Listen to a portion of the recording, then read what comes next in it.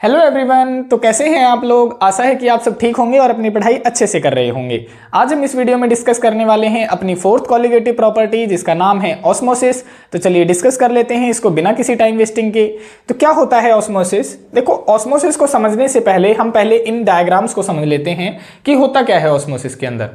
तो हमने क्या किया है, हमने यहाँ पे 3 डायग्राम बना दिए हैं। देखो, ये एच टाइप की स्ट्रक्चर आपको दिख रही होगी। इसमें क्या है, यहाँ पे जो मैंने ये स्ट्रक्चर बनाया है ये एक सेमी परमिएबल मेम्ब्रेन है। कौन सी मेम्ब्रेन है ये है सेमी परमिएबल मेम्ब्रेन। क्या होती है सेमी परमिएबल मेम्ब्रेन। ये एक ऐसी मेम्ब्रेन होती है, परमिएबल मेम्ब्रेन, जिसके अंदर क्या होते हैं, छोटे छोटे छिद्र होते हैं। छोटे छोटे क्या होते हैं, छिद्र होते हैं। देखो यहाँ पे हमने ये छिद्र बना रखे हैं। ये भी क्या है, ये भी सेमी परमिएबल मेम्ब्रेन है। ये भी क्या है, ये भी सेमी परमिएबल मेम्ब्रेन है। अब होता क्या है, इसके एक साइड तो हम क्या भर देते हैं, प्योर सॉल्वेंट भर देते हैं। तो भर देते हैं हम यहाँ पे प्योर सॉल्वेंट। देखो इस तरीके से भर देते हैं हम। यहाँ पे इसको कंप्लीटली फिल कर देते हैं। क्या है यहाँ पे हमने फिल कर दिया प्योर सॉल्वेंट, प्योर सॉल्वेंट। और इसकी जो दूसरी साइड है, यहाँ पे हम क्या भरते हैं, यहाँ पे हम भर देते हैं सॉल्यूशन। तो यहाँ पे है ये सॉल्यूशन।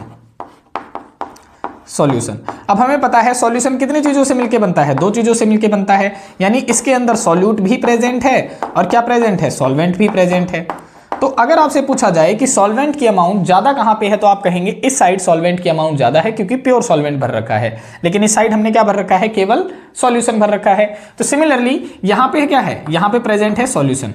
यहां पे मैं अंदर ही लिख देता हूं, इस साइड सॉल्यूशन प्रेजेंट है और इस साइड क्या है, इस साइड प्योर सॉल्वेंट प्रेजेंट है। मैं यहाँ पे प्योर लिख देता हूं, आप समझ जाना कि प्योर सॉल्वेंट है ये, ठीक है। सिमिलरली यहाँ पे भी हम क्या भरते हैं, यहाँ पे भी हमने सॉल्यूशन भर दिया। ये मैंने भर दिया सॉल्यूशन। और इस साइड मैंने क्या भर दिया, इस साइड मैंने भर दिया प्योर सॉल्वेंट, प्योर सॉल्वेंट। अब होगा क्या, देखो जनरल वे में क्या होता है, कोई भी चीज कहां पे मूवमेंट करती है, हायर कंसंट्रेशन से लोअर कंसंट्रेशन की तरफ मूवमेंट करती है। तो यहां पे हम लिख देते हैं in general way, in general way. General वे में क्या होता है, मूवमेंट अकर्स। जो मूवमेंट होती है वो कहां से कहां की तरफ होती है, higher concentration to lower concentration की तरफ। मूवमेंट अकर्स कहां से होती है, higher concentration to lower concentration की तरफ। अब सॉल्वेंट की अमाउंट हायर कंसंट्रेशन की तरफ कहां पे है, देखो यहां पे क्या है, सॉल्वेंट की अमाउंट ज्यादा है और यहां पे क्या है, सॉल्वेंट की अमाउंट कम है। तो सॉल्वेंट के पार्टिकल क्या करेंगे, यहां से सॉल्यूशन की तरफ क्या करना शुरू कर देंगे, मूवमेंट करना शुरू कर देंगे। तो यही प्रोसेस आपकी क्या कहलाती है, यही प्रोसेस आपकी कहलाती है ऑस्मोसिस। तो I hope you understand it कि ऑस्मोसिस की डेफिनेशन किस तरीके से लिखनी है। आप लिखेंगे, देखो किस तरीके से हम इसको लिख सकते हैं, डिफाइन किस तरीके से करेंगे।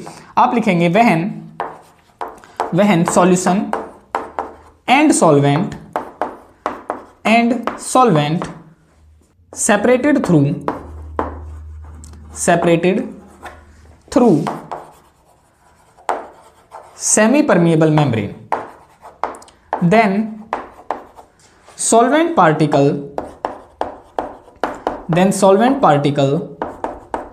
moves towards, कहां पे मूव करते हैं, सॉल्यूशन की तरफ, moves towards solution through SPM यानी semi permeable membrane, through SPM are called, उसे हम क्या कह देंगे, उसे हम कह देंगे ऑस्मोसिस, आर कॉल्ड ऑस्मोसिस। तो क्या बता दिया हमने बता दिया कि जब हम सॉल्यूशन और सॉल्वेंट को क्या करते हैं, सेमी परमिएबल मेम्ब्रेन के थ्रू सेपरेट कर देते हैं, तो सॉल्वेंट पार्टिकल सॉल्यूशन की तरफ क्या करते हैं, मूवमेंट करते हैं। और इसी प्रोसेस को क्या कहा जाता है, इसी प्रोसेस को कहा जाता है ऑस्मोसिस। अब हम क्या करते हैं, इस पे अलग अलग केसेस की तरह एक्सपेरिमेंट करके देखते हैं। देखिए अब हम क्या करते हैं, अब हमने यहाँ पे जैसे कि हमें पता है कि जो सॉल्वेंट पार्टिकल थे वो कहाँ से मूवमेंट कर रहे थे, इस सॉल्यूशन की तरफ मूवमेंट कर रहे थे। तो हम उसे क्या कह रहे थे, उसे हम कह रहे थे ऑस्मोसिस।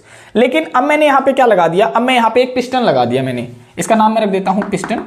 और पिस्टन जैसे ही मैंने लगाया, अब इसके ऊपर जब मैं दबाव डालूंगा तो क्या होगा, मतलब मैं इतना ही दबाव डाल रहा हूं कि ये जो सॉल्वेंट के जो पार्टिकल इसकी तरफ जो मूवमेंट कर रहे थे वो मूवमेंट करना क्या कर दें, बंद कर दें। वो मूवमेंट करना क्या कर दें, बंद कर दें।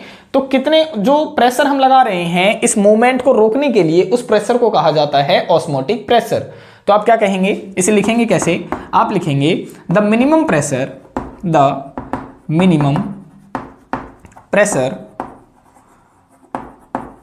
Applied on the solution side to stop the osmosis, कि ऑस्मोसिस को रोकने के लिए जो प्रेशर लगाया जाता है, टू स्टॉप द ऑस्मोसिस उसे कहा जाता है osmotic pressure, are called osmotic pressure. तो देखो मैं दोबारा से बताता हूं तुम्हें क्या करवाया हमने जैसे ही देखो हमें पता था कि सॉल्वेंट से सॉल्यूशन की तरफ पार्टिकल क्या कर रहे थे, सॉल्वेंट के पार्टिकल मूवमेंट कर रहे थे, इस प्रोसेस को कहा जाता था ऑस्मोसिस। अब मैं सॉल्यूशन साइड क्या लगा रहा हूं, प्रेशर लगा रहा हूं पिस्टन की मदद से, तो मैं कितना प्रेशर लगाऊं कि ये जो मूवमेंट हो रही है सॉल्वेंट की वो रुक जाए, उस प्रेशर को कहा जाता है ऑस्मोटिक प्रेशर। तो वही हमने लिखा है कि द मिनिमम प्रेशर, वो कम से कम प्रेशर जो कि अप्लाइड होगा सॉल्यूशन साइड पे टू स्टॉप द ऑस्मोसिस, की ऑस्मोसिस को रोका जा सके, उसे कहा जाएगा ऑस्मोटिक प्रेशर। अब यहां पे जो ऑस्मोटिक प्रेशर को जो डिनोट किया जाता है वो पाई के द्वारा किया जाता है। तो आप यहां पे लिख सकते हैं एक और लाइन कि ऑस्मोटिक प्रेशर, यहां पे लिख देते हैं हम, osmotic pressure is denoted by pi. किसके द्वारा रिप्रेजेंट किया जाता है इसे? पाई के द्वारा रिप्रेजेंट किया जाता है। अब हम क्या करें, अब हम जितना ऑस्मोटिक प्रेशर यहां पे लगा रहे थे जिससे क्या हो रही थी, ऑस्मोसिस प्रोसेस रुक रही थी, अब मैं ऑस्मोटिक प्रेशर से अगर मैंने ज्यादा प्रेशर लगा दिया तब क्या होगा, तो ये हमारा सेकंड केस बन जाएगा। देखो जैसे ही मैं यहां पे पिस्टन लगा रहा था, इस तरीके से मैंने पिस्टन लगाया हुआ था, अब मैं क्या करूं, यहां तक मैंने जैसे ही प्रेशर लगाया था, ये प्रोसेस क्या हो गई थी, जो सॉल्वेंट के पार्टिकल थे वो यहां पे आने क्या हो गए थे, बंद हो गए थे। ठीक है, अब मैं क्या करूं, इस पे और ज्यादा प्रेशर लगा दूं, तो क्या हो जाएगा, ये पिस्टन यहां पर मूवमेंट कर जाएगा। मान के चलते हैं यहां पे इसने क्या कर लिया, मूवमेंट कर लिया। तो अब जैसे ही यहां पे मूवमेंट करेगा तो सॉल्यूशन के अंदर भी कौन से पार्टिकल थे, सॉल्वेंट के पार्टिकल थे। यहां पे दो पार्टिकल थे, देखो एक तो सॉल्यूट के पार्टिकल थे और एक थे सॉल्वेंट के पार्टिकल। लेकिन जो सेमी परमिएबल मेम्ब्रेन के अंदर जो छिद्र होते हैं, जो मतलब पोर्स होते हैं, क्या होती है, उनमें स्पेशलिटी होती है कि वो केवल सॉल्वेंट के पार्टिकल को अपने अंदर से क्या करने देते हैं, मूवमेंट करने देते हैं। तो यहाँ पे दो तरीके के पार्टिकल थे, सॉल्यूट थे और सॉल्वेंट थे। तो अब ज्यादा प्रेशर यहाँ पे सॉल्यूशन साइड लगेगा तो सॉल्यूशन के अंदर जो सॉल्वेंट पार्टिकल होंगे वो क्या करेंगे, सॉल्वेंट साइड मूवमेंट करना शुरू कर देंगे। ये अब यहां से इधर की तरफ मूवमेंट करना शुरू कर देते हैं। तो इस प्रोसेस को कहा जाता है रिवर्स ऑस्मोसिस। देखो जब ये solvent particle solution side movement कर रहे थे तो उसे हमने कहा था ऑस्मोसिस, उस पे प्रेशर लगा दिया ऑस्मोसिस को रोकने के लिए, उसे हमने कह दिया ऑस्मोटिक प्रेशर। लेकिन जब वो ऑस्मोटिक प्रेशर से ज्यादा प्रेशर हमने अप्लाई कर दिया तो कौन सी प्रोसेस चलने लगी, यहाँ पे चलने लगी आपकी रिवर्स ऑस्मोसिस। तो आप किस तरीके से लिखेंगे, यहाँ पे नेक्स्ट टर्म आ जाती है आपकी रिवर्स ऑस्मोसिस क्या होती है, रिवर्स ऑस्मोसिस। डिफाइन कैसे करेंगे आप इसे, तो यहां पे लिख देते हैं कि the process which takes place when pressure applied on the solution, when pressure applied on the solution side is more than osmotic pressure are called reverse osmosis, उसे हम कह देंगे रिवर्स ऑस्मोसिस। तो देखो क्या बताया हमने, बताया कि जब हम देखो यहां तक था ऑस्मोटिक प्रेशर, जब वो ऑस्मोसिस प्रोसेस रुक गई थी, लेकिन जब हमने इस पे ज्यादा प्रेशर लगा दिया तो अब सॉल्वेंट के पार्टिकल सॉल्यूशन से कहां पर जाने शुरू हो गए, प्योर सॉल्वेंट की तरफ जाने शुरू हो गए, और इस प्रोसेस को कहा जाता है रिवर्स ऑस्मोसिस। आप इसे दूसरे तरीके से भी डिफाइन कर सकते थे, आप इसे एक और डेफिनेशन से लिख सकते हैं कि the movement of solvent particle of solution towards pure solvent through किसके थ्रू जाते हैं भाई, SPM सेमी परमिएबल मेम्ब्रेन के थ्रू जाते हैं, उसे भी आप क्या कह सकते हैं, उसे भी आप रिवर्स ऑस्मोसिस कह सकते हैं। तो यहाँ पे आपको तीन टर्म्स बताई गई हैं, I hope you understand it, कि ऑस्मोसिस क्या होता है, ऑस्मोटिक प्रेशर क्या होता है और रिवर्स ऑस्मोसिस क्या होता है। अब यहाँ पे एक इंटरेस्टिंग बात क्या है कि यहाँ पे देखो रिवर्स ऑस्मोसिस की हमने शॉर्ट फॉर्म में क्या लिखा है, RO, और RO आपने इस्तेमाल करते हैं प्यूरिफाइड वाटर पीने के लिए, यानी आपको क्या मिलता है, प्यूरिफाइड वाटर मिलता है RO से। तो इस प्रोसेस के दौरान हमें क्या मिलता है, प्यूरिफाइड वाटर मिलता है ड्रिंकिंग के लिए। तो आप यहां पे ये भी लिख सकते हैं रिवर्स ऑस्मोसिस में, ड्यूरिंग दिस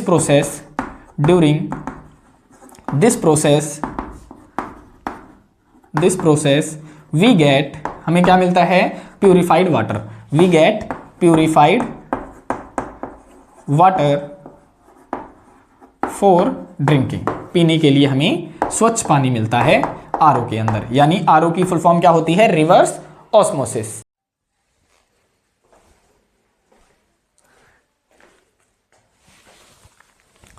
तो देखिए अब हम क्या करते हैं, अब हम करते हैं mathematical expression for osmotic pressure, जिसको हम पाई से डिनोट करते हैं। ये हमें ये बात बताएगा कि जो ऑस्मोटिक प्रेशर है वो एक कॉलिगेटिव प्रॉपर्टी होती है। कॉलिगेटिव प्रॉपर्टी क्या होती है, ये हमें बताएगा कि ऑस्मोटिक प्रेशर जो है वो एक कॉलिगेटिव प्रॉपर्टी है। तो देख लेते हैं, जब हम एक्सपेरिमेंट कर रहे थे तो वहां पे क्या क्या ऑब्जर्वेशन हुई थी साइंटिस्ट को, तो उन्होंने लिखा था इट इज ऑब्जर्व्ड दैट, उन्हें क्या क्या ऑब्जर्व हुआ था, उन्हें ऑब्जर्व हुआ था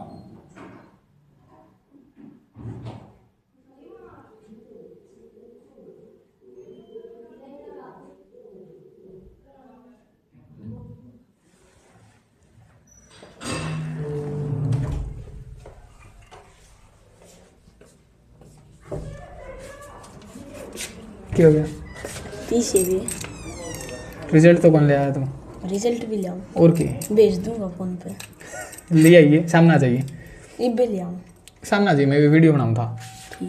ठीक है कितने बजे, तो आ जाइए 6:30 बजे से आ जाइए, करा ही पाऊंगा मैं, ठीक है।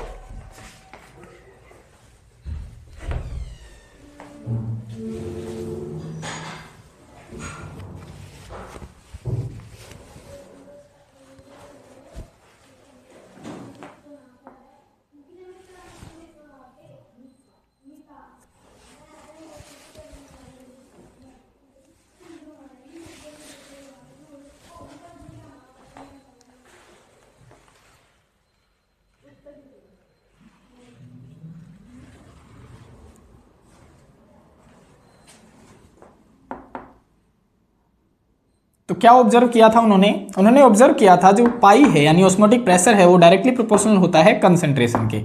दूसरी चीज उन्होंने ऑब्जर्व करी थी कि जो पाई है वो डायरेक्टली प्रोपोर्शनल होता है टेम्परेचर के, यानी जितनी ज़्यादा हम कंसंट्रेशन बढ़ाएंगे उतना ही ज़्यादा ऑस्मोटिक प्रेशर बढ़ेगा, जितना ज़्यादा हम टेम्परेचर बढ़ाएंगे उतना ही ज़्यादा क्या बढ़ेगा, ऑस्मोटिक प्रेशर बढ़ेगा। इसको इक्वेशन नंबर नाम 1 मान लेते हैं, इसको इक्वेशन नंबर नाम 2 मान लेते हैं। जब हमने कंबाइन किया दोनों इक्वेशन को, कंबाइन इक्वेशन 1 एंड 2, जब दोनों इक्वेशन को कंबाइन किया गया तो पाई किसके डायरेक्टली प्रोपोर्शनल लिख सकते हैं, कंसंट्रेशन के एंड टेम्परेचर के। देखो सी कंसंट्रेशन बता रहा है, टी टेम्परेचर बता रहा है। जब हम इस प्रोपोर्शनलिटी कांस्टेंट को हटाते हैं तो यहाँ पे लग जाता है आपका गैस कांस्टेंट आर, ये लग गया आर। आर क्या होता है, आर आपका गैस कांस्टेंट होता है, इसकी वैल्यूज आपकी फिक्स होती हैं जो कि मैं यहाँ पे लिख देता हूँ। आर होता है आपका गैस कांस्टेंट और इसकी वैल्यू एक तो होती है 0.0821 लीटर एटमॉस्फेरिक पर केल्विन पर मोल, एक तो ये होती है आपकी, और सेकंड जो होती है वो होती है 8.314 न्यूटन मीटर पर केल्विन पर मोल, एक आपकी ये यूनिट होती है। ठीक है, तो अब क्या हो गया, दोनों यूनिट आपको पता चल गई। जैसे ही अब हमारे दोनों यूनिट आपको पता चल गई, अब क्या होगा, जो कंसंट्रेशन होती है, कंसंट्रेशन देखो हम किसे कहते हैं, हम मोलैरिटी को भी कंसंट्रेशन की टर्म में लेते हैं। तो हम यहाँ पे लिख सकते हैं कि जो कंसंट्रेशन है वो हमारी मोलैरिटी के बराबर ही है, और मोलैरिटी क्या होती है, number of moles of solute dissolved इन पर लीटर ऑफ दी सॉल्यूशन। ये होता है एन, क्या है, number of mole of solute है, और डिसॉल्व्ड इन पर लीटर ऑफ दी सॉल्यूशन।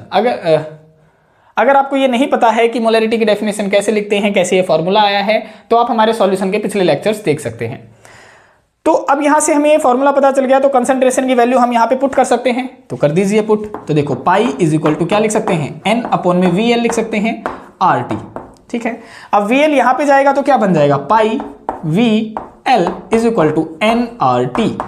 तो ये जो इक्वेशन है आपकी, इस इक्वेशन को कहा जाता है van't Hoff equation, van't Hoff equation और यहां से हमें क्या बात पता चली, देखो पाई जो है वो किसके बराबर है, n के बराबर है, और n क्या होता है, होते हैं हमारे number of moles of solute. तो हम यहां पे लिख सकते हैं इन सॉल्ट, हम यहां पे लिख सकते हैं कि जो पाई होता है वो डायरेक्टली प्रोपोर्शनल है n के, हेंस हम क्या लिख सकते हैं कि जो ऑस्मोटिक प्रेशर है वो डिपेंड करता है, डिपेंड्स ऑन, किसके ऊपर डिपेंड करता है, number of moles of solute के ऊपर, number of moles of solute के ऊपर डिपेंड करता है। तो इसीलिए हम यहां से लिख सकते हैं hence it is a colligative property, hence it is a colligative property. तो अगर आपसे एग्जाम में ये क्वेश्चन पूछ लिया जाता है कि ऑस्मोटिक प्रेशर क्या होता है और उसे प्रूव करें कि वो एक कोलिगेटिव प्रॉपर्टी होती है, तो आपने कंप्लीट डेरिवेशन लिख के आना होता है।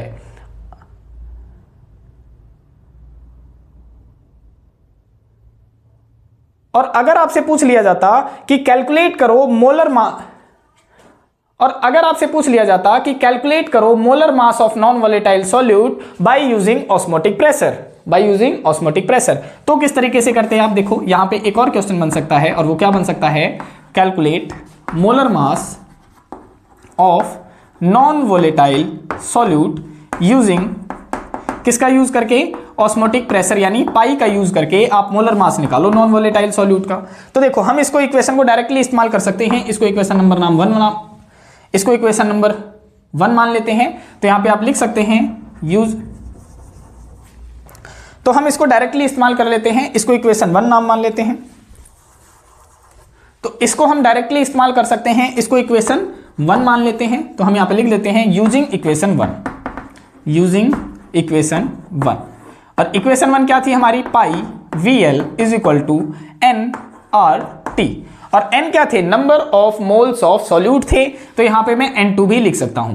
देखो मैंने क्या बताया था कि जब भी मैं किसी टर्म के पैरों में 2 लगा दूं तो आप समझ जाना कि हम किसकी बातें कर रहे हैं, सॉल्यूट की, और अगर हम 1 लगा दें तो आप समझ जाना हम किसकी बातें कर रहे हैं, सॉल्वेंट की बातें कर रहे हैं। तो यहां पे मैं लिख सकता हूं pi VL is equal to number of mole कैसे निकालते हैं, गिवन मास अपॉन में मोलर मास, तो W2/M2 मैंने लिख दिया RT, और molar mass of non volatile solute निकालना है तो M2 वहां ले जाते हैं, बाकी टर्म इसके नीचे ले आते हैं। तो M2 is equal to W2RT upon में पाई VL। ये फॉर्मूला आप डायरेक्ट इस्तेमाल कर सकते हैं to calculate the molar mass of non volatile solute using osmotic pressure. तो ये थी आपकी कंप्लीट ऑस्मोसिस यानी ऑस्मोटिक प्रेशर, जो कि आपकी 4th कोलिगेटिव प्रॉपर्टी थी। यहां पे आपसे किस तरीके के क्वेश्चंस बन सकते थे, आपसे पूछ सकता था कि डिफाइन करें ऑस्मोसिस क्या होता है, डिफाइन करें रिवर्स ऑस्मोसिस क्या होता है, डिफाइन करें ऑस्मोटिक प्रेशर क्या होता है, एक्सप्लेन करें कि ऑस्मोटिक प्रेशर क्या होता है, और प्रूव करें कि ये एक कोलिगेटिव प्रॉपर्टी होती है। तब आपने पूरा डेरिवेशन लिख के आना होता है। और जो आपका 4th क्वेश्चन है वो आपका किस तरीके से बन सकता है कि कैलकुलेट करें molar mass of non volatile solute, तब आपने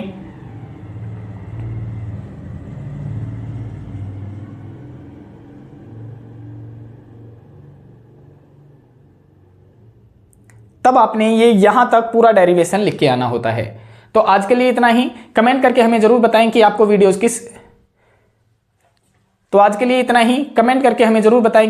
कैसी लग रही हैं, और वीडियोस अगर पसंद आ रही हैं तो वीडियोस को लाइक कीजिए, शेयर कीजिए, सब्सक्राइब कीजिए। तो आज के लिए इतना ही। कमेंट करके हमें जरूर बताएं कि आपको वीडियोस कैसी लग रही हैं, और वीडियोस अगर पसंद आ रही हैं तो वीडियोस को लाइक कीजिए, शेयर कीजिए और चैनल को सब्सक्राइब कीजिए। मिलते हैं नेक्स्ट वीडियो में, तब तक के लिए बाय बाय, टेक केयर, धन्यवाद, जय हिंद, जय भारत।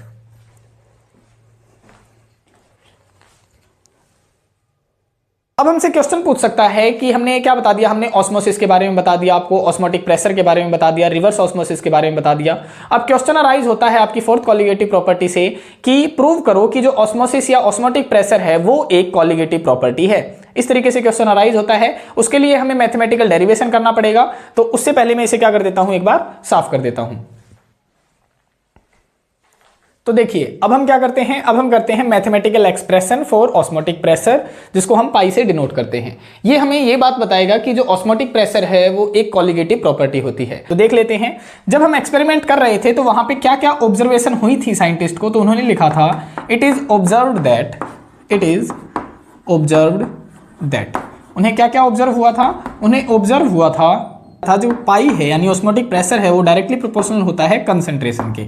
दूसरी चीज उन्होंने ऑब्जर्व करी थी कि जो पाई है वो डायरेक्टली प्रोपोर्शनल होता है टेम्परेचर के, यानी जितनी ज़्यादा हम कंसंट्रेशन बढ़ाएंगे उतना ही ज़्यादा ऑस्मोटिक प्रेशर बढ़ेगा, जितना ज़्यादा हम टेम्परेचर बढ़ाएंगे उतना ही ज़्यादा क्या बढ़ेगा, ऑस्मोटिक प्रेशर बढ़ेगा। इसको इक्वेशन नंबर नाम 1 मान लेते हैं, इसको इक्वेशन नंबर नाम 2 मान लेते हैं। जब हमने कंबाइन किया दोनों इक्वेशन को, कंबाइन इक्वेशन 1 एंड 2, जब दोनों इक्वेशन को कंबाइन किया गया तो पाई किसके डायरेक्टली प्रोपोर्शनल लिख सकते हैं, कंसंट्रेशन के एंड टेम्परेचर के। देखो सी कंसंट्रेशन बता रहा है, टी टेम्परेचर बता रहा है। जब हम इस प्रोपोर्शनलिटी कांस्टेंट को हटाते हैं तो यहाँ पे लग जाता है आपका गैस कांस्टेंट आर, ये लग गया आर। आर क्या होता है, आर आपका गैस कांस्टेंट होता है। इसकी वैल्यूज आपकी फिक्स होती हैं जो कि मैं यहाँ पे लिख देता हूँ। आर होता है आपका गैस कांस्टेंट और इसकी वैल्यू एक तो होती है 0.0821 लीटर एटमॉस्फेरिक पर केल्विन पर मोल, एक तो ये होती है आपकी, और सेकंड जो होती है वो होती है 8.314 न्यूटन मीटर पर केल्विन पर मोल, एक आपकी ये यूनिट होती है। ठीक है, तो अब क्या हो गया, दोनों यूनिट आपको पता चल गई। अब क्या होगा, जो कंसंट्रेशन होती है, कंसंट्रेशन देखो हम किसे कहते हैं, हम मोलैरिटी को भी कंसंट्रेशन की टर्म में लेते हैं, तो हम यहाँ पे लिख सकते हैं कि जो कंसंट्रेशन है वो हमारी मोलैरिटी के बराबर ही है। और मोलैरिटी क्या होती है, number of moles of solute dissolved इन पर लीटर ऑफ दी सॉल्यूशन। ये होता है n क्या है, number of mole of solute है और डिसॉल्व्ड इन पर लीटर ऑफ दी सॉल्यूशन। अगर आपको ये नहीं पता है कि मोलैरिटी की डेफिनेशन कैसे लिखते हैं, कैसे ये फॉर्मूला आया है, तो आप हमारे सॉल्यूशन के पिछले लेक्चर्स देख सकते हैं। तो अब यहां से हमें ये फॉर्मूला पता चल गया, तो कंसंट्रेशन की वैल्यू हम यहां पे पुट कर सकते हैं, तो कर दीजिए पुट। तो देखो पाई इज इक्वल टू क्या लिख सकते हैं, n अपॉन में VL लिख सकते हैं RT। ठीक है, अब VL यहां पे जाएगा तो क्या बन जाएगा, pi VL is equal to nRT। तो ये जो इक्वेशन है आपकी, इस इक्वेशन को कहा जाता है van't Hoff equation, van't Hoff equation. और यहां से हमें क्या बात पता चली, देखो पाई जो है वो किसके बराबर है, n के बराबर है, और n क्या होता है, होते हैं हमारे number of moles of solute. तो हम यहां पे लिख सकते हैं इन सॉल्ट, हम यहां पे लिख सकते हैं कि जो पाई होता है वो डायरेक्टली प्रोपोर्शनल है n के, हेंस हम क्या लिख सकते हैं कि जो ऑस्मोटिक प्रेशर है वो डिपेंड करता है, डिपेंड्स ऑन, किसके ऊपर डिपेंड करता है, number of moles of solute के ऊपर, number of moles of solute के ऊपर डिपेंड करता है। तो इसीलिए हम यहां से लिख सकते हैं hence it is a colligative property, hence it is a colligative property. तो अगर आपसे एग्जाम में एक क्वेश्चन पूछ लिया जाता है कि ऑस्मोटिक प्रेशर क्या होता है और उसे प्रूव करें कि वो एक कोलिगेटिव प्रॉपर्टी होती है, तो आपने कंप्लीट डेरिवेशन लिख के आना होता है। और अगर आपसे पूछ लिया जाता कि कैलकुलेट करो molar mass of non volatile solute by using osmotic pressure, by using osmotic pressure, तो किस तरीके से करते हैं आप देखो, यहां पे एक और क्वेश्चन बन सकता है, और वो क्या बन सकता है, calculate molar mass of non volatile solute using, किसका यूज करके, ऑस्मोटिक प्रेशर यानी पाई का यूज करके आप मोलर मास निकालो नॉन वोलेटाइल सॉल्यूट का। तो देखो हम इसको इक्वेशन को डायरेक्टली इस्तेमाल कर सकते हैं, इसको इक्वेशन 1 मान लेते हैं, तो हम यहां पे लिख लेते हैं यूजिंग इक्वेशन 1, यूजिंग इक्वेशन 1। और इक्वेशन 1 क्या थी हमारी, pi VL is equal to nRT, और n क्या थे, number of moles of solute थे, तो यहां पे मैं n2 भी लिख सकता हूं। देखो मैंने क्या बताया था कि जब भी मैं किसी टर्म के पैरों में 2 लगा दूं तो आप समझ जाना कि हम किसकी बातें कर रहे हैं, सॉल्यूट की, और अगर हम 1 लगा दें तो आप समझ जाना हम किसकी बातें कर रहे हैं, सॉल्वेंट की बातें कर रहे हैं।